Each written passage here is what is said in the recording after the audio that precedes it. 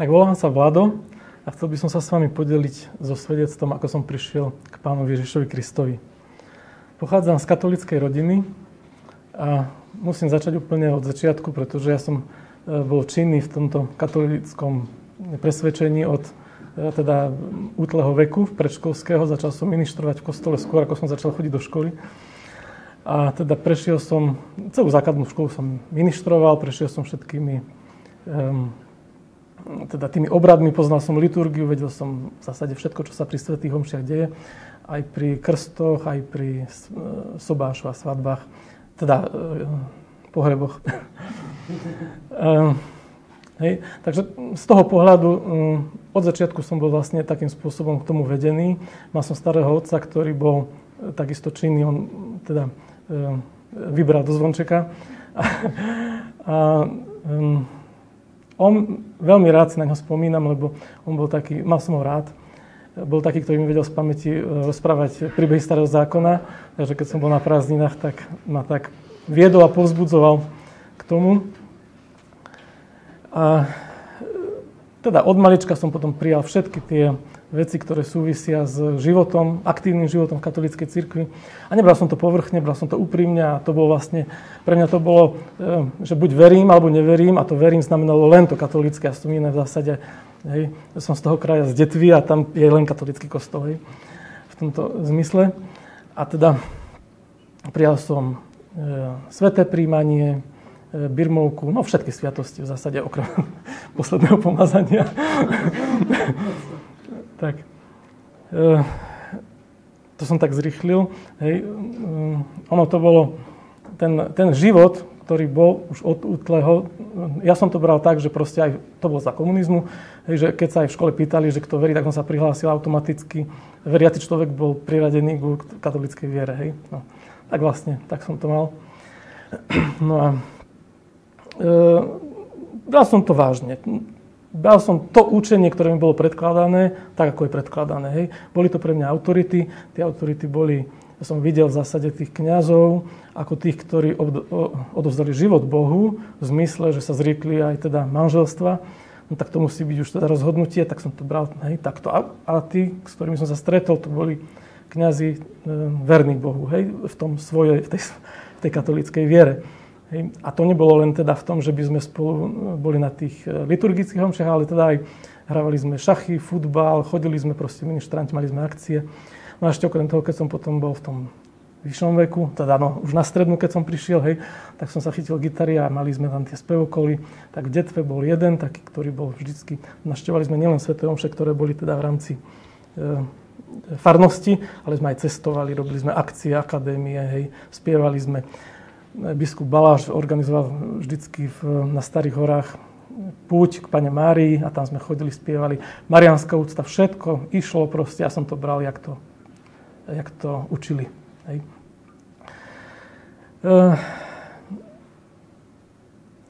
Vyrušovalo ma na tom niekoľko vecí a to je vlastne aj ten spôsob. Samozrejme, že aj tomu som veril vtedy, hej, že človek, keď išiel na prvé sväté príjmanie, tak dostal to kompletné učenie v zmysle, že rozumel tomu, že hriech, spoveď, ktorá očistí od hriechu, rozlišovali sme ľahké, ťažké hriechy. A to bol ten kameň úrazu, že v zásade bolo to na svedomí, keď si uznám niečo ťažký hriech, tak je ťažký, ľahký. Ľahký stačí ľútosť podľa učenia katolického a ťažký musím ísť na spoveď. Keď nejdem na spoveď, tak nemôžem ľútosťou sa zbaviť ťažkého hriechu. No a potom samozrejme prišiel ten praktický život a človek tak príde do kostola, tak rozmýšľa, či má ľahký alebo ťažký, hej. A už keď tak uzná, že aha, no tak toto som asi, hej, že to už asi nie. No lenže to vlastne súvisí s tým, že človek, keby v takomto stave ťažkého hriechu zomrel, no tak bez hriechov nemôže ísť k Bohu. Hej. A to je to učenie, ktoré vlastne jednak motivuje tých ľudí chodiť na tú spoveď, lebo však, alebo teda aspoň tých, ktorí to berú vážne, hej, tak tá spoveď je pre nich vlastne očistený, no zase môžem, hej, zase som v Božích rukách a zase keď človek tak klesne, tak No a problém je v tom, že aj ten praktický život nebol taký, že teraz, že hneď ako mám pocit, že som ťažko zhrešil, že hneď činím to, pokiaľ nejdem na spoveď. No a u mňa to bolo napríklad dlho. Ja už teraz hovorím v tom širšom kontexte, nie vtedy, keď som bol mladý, ale už aj potom v tom vyššom veku, hej. To boli dlhé obdobia, hej. A to potom vám tú dušu, hej, nejakým spôsobom poznačí, hej, že u mňa to bolo kľudne niekoľko mesiacov. Že ja som teda, vždy sme zachovávali nedeľnú svätú omšu, tak sme tam chodili, no ale keď k tomu došlo, tak potom teda som nešiel na to sväté, to bol vlastne ten obraz. Keď je človek v stave milosti, nemá ťažký hriech, ľahké oľutuje, môže ísť na sväté príjmanie, keď nie, nemôže. Hej. No a teraz, takže je to aj taká verejná vec v rámci toho katolického.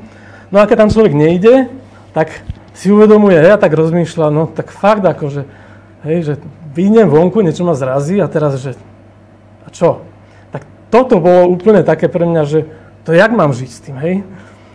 A potom samozrejme aj tie otázky učenia začali prichádzať, také pochybnosti vo viere a všeličo. Lenže ja som nemal odpovede na tie otázky. Napríklad si spomínam, modlili sme sa rôzne, väčšinou to bolo také naučené modlitby a jedna z nich bol teda ruženec. Hej, to bol taký živý ruženec, že sa pomodlil jeden desiatok a ostatní v tom spoločenstve rúže, rôzni ľudia na rôznych miestach sa pomodlili a celok to bolo ako ten rúženec. Hej. Takže človek sa nemusel modliť celý, ale len ten... Koľko to bolo zdráva? No, 10.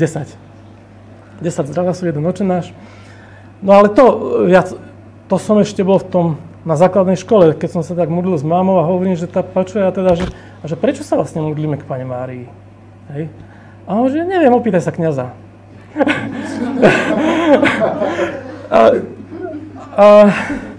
Ja som sa neopýtal. A ja napríklad takýchto vecí v mojom vnútri, tak ako som to prežíval, bolo veľa. Že bola otázka, nebola odpoveď. A to je znova jedna z tých vecí, ktorá potom dosť ťažko sa vnútorne žije v pokoji v takomto, hej. To bol len ako príklad, takých vecí bolo viacej. Napríklad, že jak to, že keď v nedeľu by som zanedbal napríklad svätú omšu, že je to ťažký hriech, hej. To je tak klasifikované, tak hej. No, takže to je ten praktický život, ktorý sa vlastne takýmto spôsobom nejakým žije. Ono vlastne je tam ešte jedna taká poistka, hej, musíme aj o nej povedať, lebo existuje 9 prvých piatkov a to je zjavenie nejakej svätej, ktorá dostala toto zjavenie, to sa rozšírilo spôsobom, že keď sa 9 krát za sebou, prvý piatok v mesiaci, vyspovedáš, príjmeš sviatosť zmierenia aj sviatosť oltárnu, tak máš istotu, že nezomreš s ťažkým hriechom. Wow.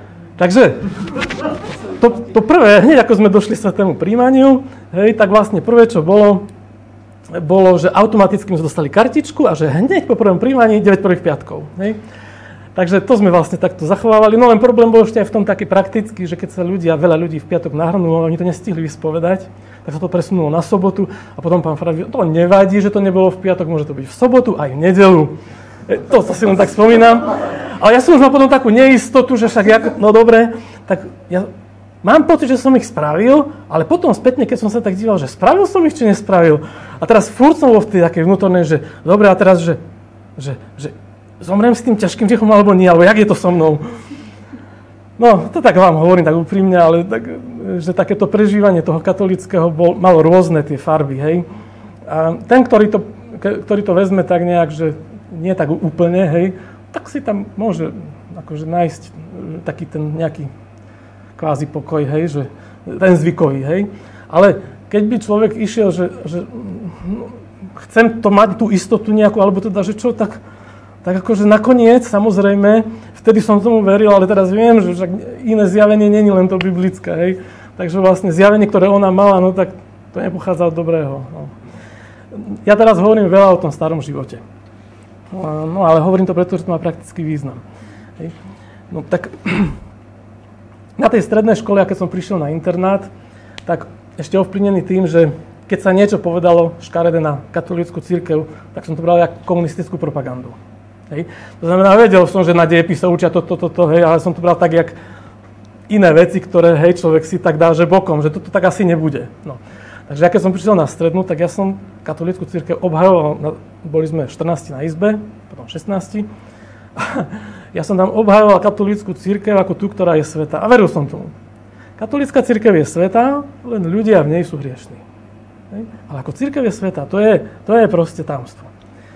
Takže mal som to nejak takto nastavené, no len potom, hej, na strednej prišla revolúcia a už ten komunizmus už nemal vplyv a tak som zistil, že ale tá história cirkvi ona je trochu aj iná, že asi to nebolo len v tom, že tam je nejaká objektívna realita v tom, ja neviem, trojpápežstve a tak ďalej. Takže ja sa teraz posuniem už potom do toho vyššieho veku, lebo ja som vlastne uveril v tých 43 rokoch. Hej. Takže prišlo ukončenie školy, manželstvo, deti, hej, a teraz po čase prichádzali rôzne pochybnosti, ale aj to poznanie, lebo jednoducho musel som opustiť aj to, čo som si myslel, v zmysle, že nejaká komunistická propaganda chce nadávať na cirkev, hej, dobre, tak musel som to vlastne prehodnocovať a mnohé takéto veci. Ale toto všetko sú len tie podporné, takto, že keď človek je katolík, tak má mnoho vrstiev, ktoré ho držia v tom. Hej, od tých, ja neviem, historických práv, to, že je to apoštolská postupnosť, hej, že to je jediná cirkev, kde je apoštolská postupnosť. To znamená, že je tam svätý Peter, Pavol a všetci pápeži. Hej? To sa tak verí. No, ale potom sú tam tie problémoví pápeži, hej, ktorí to nabúravajú. No, hej? No, takže o tom zase netreba veľa hovoriť, lebo to je dosť, to si človek môže vlastne sám zistiť aj v týchto veciach, ale to som chcel povedať, že tie roviny, v ktorých človek je, ja teraz poviem, že proste v tom vnútri, tak ho tam drží dosť vecí. No. A jedna z vecí, ktorá mňa držala, to, že to bolo strašne veľa vzťahov, pretože ja som mal teda tú aktivitu v Detve, kde som mal spevokol, potom som prišiel do Bystrici, tam som mal ďalší spevokol do katedrály, kde som chodil a ešte som mal, kde som do Sasovej chodil ku Salesiánom. No a to je vlastne Salesiáni, to sú rehoľa v rámci katolíckej cirkvi, ktorých spiritualita je starostlivosť o mladých. Hej. Takže vlastne, no a to som možno aj trošku preskočil, že ja z tej detskej viery v tých 14 rokoch som prešiel do toho, že áno, ja sa s tým stotožňujem, ja tomu verím, ja to prijímam, je to tak. Hej. Takže tá prirodzená vec, že človek už keď začína mať aj tie otázky a má potom tie proste otázky, na ktoré si častokrát musí odpovedať, tak tam som to zobral proste znovu. Hej. Čiže od tej detskej k tej mládežníckej, nazvem to prešlo spôsobom, že som tomu veril ďalej. Alebo ešte pevnejšie, hej, ale ešte som viacej sa hľadal v tom upevňovať. No, takže bolo to tak ešte, prvé 2 ročníky strednej, to bolo pred revolúciou, takže vlastne títo Salesiáni, oni fungovali aj v tom starom režime spôsobom, že v tajnosti. Hej? To znamená, že kňazi, ktorí vôbec neboli registrovaní, bývali v byte a my sme ich volali Tibor. Teda ja som ho volal Tibor. Hej? Nemohli sme ho volať nejak páter, otec alebo niečo. Takže mal som takéhoto duchovného vodcu a s ním sme vlastne robili všetky tie akcie. Teda on bol môj osobný duchovný vodca, to znamená, že k inému som nechodil na spoveď, len k nemu. A bolo to o vzťahoch. Hej? Tak v dôvere sme sa tak budovali. U mňa mal veľkú autoritu a musím povedať na jeho adresu, že nikdy ju nezneužil. Mal tú možnosť ju použiť, aby ma získal tam, kde chce? Nie. Hej. Čiže aj v tej katolíckej, v tom spoločenstve, to je rôznorodé. Tam sú ľudia, ktorí sú úprimní, ktorí tomu veria. Sú takí ľudia. Pravím, že je to rôznorodé. Takže od toho času, keď som sa oženil, tak som s tým skončil, hej, keď to tak poviem. Ako jednoducho aj s tými spevokolmi, viac menej som to tak odovzdal ďalšiemu nasledovníkovi, hej, aj v tom salesianskom spoločenstve, hej, tam vybudovali nové veci v Sásovej Bystrici a už v podstate odtedy, ako boli tie nové, tak tam už som v zásade nejakým spôsobom nebol aktívny. Čo je dôležité je, že viera, ktorá je tým učením ponúkaná ľuďom, tak bohužiaľ nie je biblická proste. Hej. Nie je biblická a toto poznanie dlho to trvalo. Hej. Najprv som mal teda tie pochybnosti, potom som začal teda tak študovať, skúmať, počúvať. Ja v podstate od tej histórie až po tie veci, ktoré sa týkali samotného učenia, začal som to konfrontovať. A tým, že som aj začal čítať tú Bibliu, pretože zase som mal také obdobie, že niekoľko rokov, ja poviem, že ma Duch Svätý úplne proste pýtal sa ma, že čo si ty za kresťana, že si neprečítal Bibliu. Hej. A teraz, trvalo to dlho. Hej? To ako Duch Svätý trpezlivý veľmi. No ale teda potom, keď som to už teda sa už do toho dal, tak som teda nachádzal tie veci, ktoré som... Hej, nebolo to tak, že by som tie veci mal napoznané, ale na druhej strane oni tie verše v kostoloch sa čítajú. Hej. Len teda majú tú celú teológiu, hej, tak konzistentne urobenú, že to tí kňazi učia spôsobom, ako je tradícia cirkvi. To znamená, to, čo katolíka drží pri viere, to nie je len Biblia. Hej, Biblia je jedna vec, potom je tam tradícia cirkvi a potom sú dogmy, ktoré koncily určili. Sú články viery, ktoré človek povinný veriť, keď chce byť katolík. Inými slovami, keď im neverí, tak je exkomunikovaný. Hej? No. Áno, sú tam niektoré, som potom aj skúmal veci, že napríklad spasenie milosťou bez sprostredkovania, bez tej služby cirkvi automaticky exkomunikuje toho človeka, ktorý takto verí. To znamená, ja keď som toto spoznal, tak ja som vlastne ani neriešil nejakým spôsobom, že vystupujem z cirkvi, lebo som si povedal, že som automaticky exkomunikovaný, hej? Keď verím Bohu. Keď verím v tú nezaslúženú Božiu milosť, ktorú od Neho máme. No ja som to teraz všelijako tak popreskakoval. No, jednoducho teraz poviem už to kľúčové. Keď som to teda mal napoznané, hej, alebo teda tak by som povedal, že čo ma viedlo k tomu, že som to odmietol. Hej? Lebo odmietnúť niečo také, v čom tak dlho žijete a veríte a máte to úprimne v sebe, tak to je dosť ako... Ja som sa trochu aj, mal som aj taký strach, hej, že čo z toho vlastne vznikne, lebo ukladal som si tie, ako by som to povedal, tie veci, ktoré som si povedal, že toto je nejaký problém, toto je nejaký problém, hej. Vedel som, kde je pravda, ja som povýšil Bibliu ako na Božie slovo, že to je Pán Boh jednoducho, ktorý sa nám zjavil. Autorita Božieho slova, že... A odtedy v zásade tie veci, ktoré boli problémové, samozrejme nie všetky, len niektoré, tak... No najkľúčovejšie je to, že človek, keď ide na sväté prijímanie, tak verí tomu, že v tej oblátke a v tom kalichu je Kristus. Hej? To je učenie cirkvi. Transubstanciácia. Hej? Jak sa tam dostane?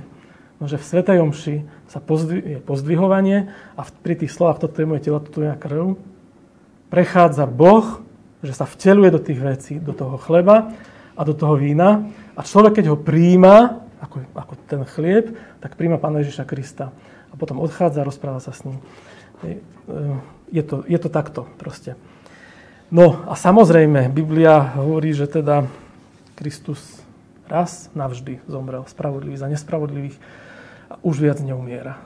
A to, čo učí katolícka cirkev, je, že pri tom premenení sa deje to isté, čo sa dialo na kríži, nekrvavým spôsobom. Je to tá istá obeta.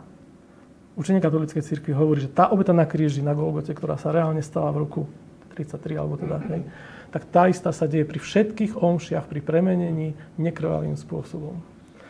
Takže toto boli, no a potom, hej, že človek tak, primárne človek nechce odísť, však si nechce si robiť problémy so všetkým. No ale toto sú veci, s ktorým sa nedá. Hej, nedá sa kompromis robiť nejaký, že a teraz čo? A ja tam teraz prídem a teraz čo? Však všetci, čo tam sedia, tomu veria a teraz, no. Takže buď Božie slovo, alebo tradícia a všetko, čo s tým súvisí, ak som to mal napoznané. No, takže keď k tomu došlo, to bol jeden pastor, ktorý tam... Ja som to už mal tak ako keby vnútorne, že už som sa prikláňal na tie správne biblické tie odpovede. A keď už prišiel jeden pastor a modlil sa cez internet, som si pustil YouTube, tak na konci vyzval, že teraz je ten čas spasenia, tak som sa modlil s ním, alebo teda možno som vám priložil srdce k tomu. To už vlastne ani neviem, či som nejaké slovo zo seba vydal. Ale som to jednoducho polámal všetko. Všetko, čomu som veril, tak v tom katolíckom všetko nie. Proste to, trojediný Boh je ten istý. Ale to, čo bolo akoby problémové, tak to som rozlámal. A odtedy som prestal chodiť do kostola. Skončil som s tým, ale myslel som si, teda, že čo sa teraz udeje. A v ten deň, keď sa to stalo, prišiel úžasný pokoj. Ja som sa toho aj bál a prišiel taký pokoj, že potom, keď som si spomínal, tak som hovoril, že to bolo jak, že ho môžeš krájať, ten pokoj. Taký. A to bol prvý deň aj niekoľko dní takých a potom aj radosť prišla, aj všetko tak pekné to bolo. A samozrejme, to je tá emočná časť, ktorá to nie je nejakým, že to musí tak byť. Hej. Ja som to tak mal proste. Takže potom nastalo to, hej, ten život s Kristom, ale to nebolo tiež rovné. Nebolo to rovné z jednoduchého dôvodu, že ja som ani nepoznal toho pastora, ktorý sa tam modlil, tak som si musel rýchlo vygoogliť, že čo je, kto je. No a bol to Doug Batchelor z Adventistov. Takže kam mám ísť teraz, čo mám robiť? No tak som zavítal do zboru Adventistov. A tam som chodil, ja neviem, 3 mesiace, možno 4, od septembra, no tak 3-4, to je jedno. A hneď ma fúkli na biblické vyučovanie, biblická škola, tak som sa tešil, Biblia, starý zákon, a už som išiel. Ale samozrejme, pri tých všetkých veciach som bol účastný toho, jak oni uznávajú tú svoju prorokyňu na úrovni písma. Hej. Takže to bola, nemusel som ani dlho čakať, to bola pre mňa zase stopka.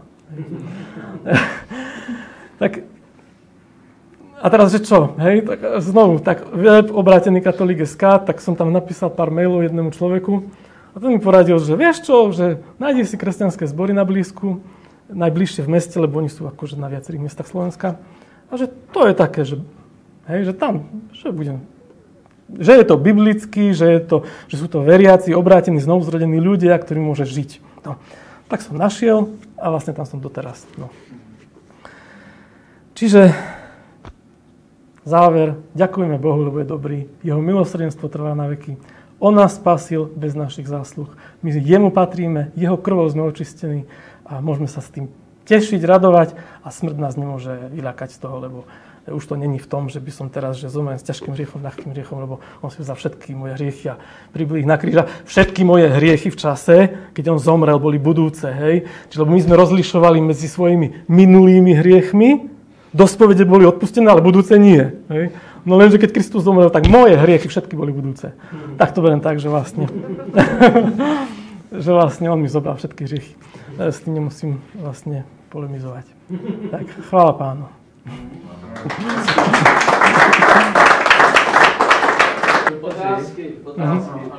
Ja som vôbec nespomenul, že no, že vlastne ten Doug Batchelor hovoril o tom, že cirkev sveta, čo som mu ja bral, no, že je neviestka. Ja som to uznal. Hej. A ministrantoval si? A kde už?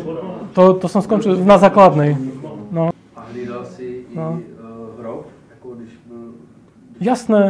Jasné. No, pri hrobe sme boli hodinu v noci, alebo tak, hej. Ako mi ešte... Prosím? No, keď sú sviatky veľkonočné, keď sú veľkonočné sviatky, tak sa otvorí hrob na Veľký piatok a tam sa chodí a modlia sa tam. Ja som taký ministrantoval, takže... A čí hrob sa otvoril? No, Boží hrob, hej. Pán Ježiš v hrobe, to sa tak otvorilo.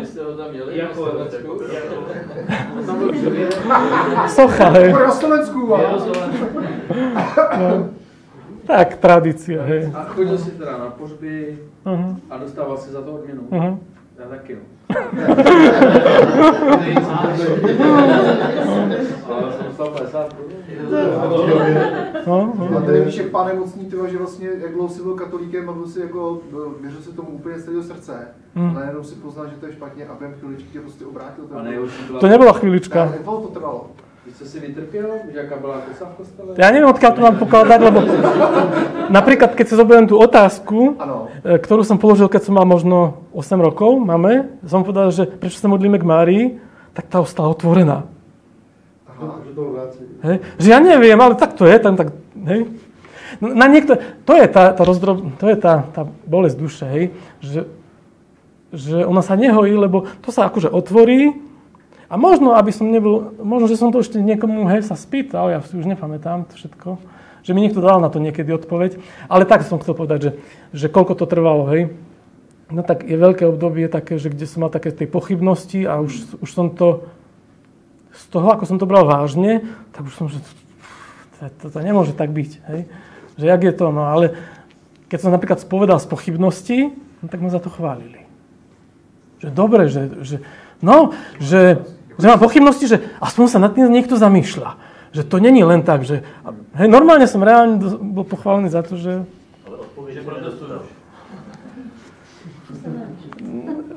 To ani, a pri spovedi ani nepadla taká otázka, že v čom? Ja som povedal, že mám pochybnosti vo viere medzi hriechmi. Hej? Moje mamka třeba, jsme se bavili právě o tom, jak říkají na nebe vstoupení Marie. Tak já jsem říkal, mami, tak se zeptej na ty biblický, kam chodíš. Toho Jáhna, co vás učí, kde to tam je. A ona se zeptala jeho manželky a ona říkala, Liduško, teď zrovna nevím, ale určitě to tam je.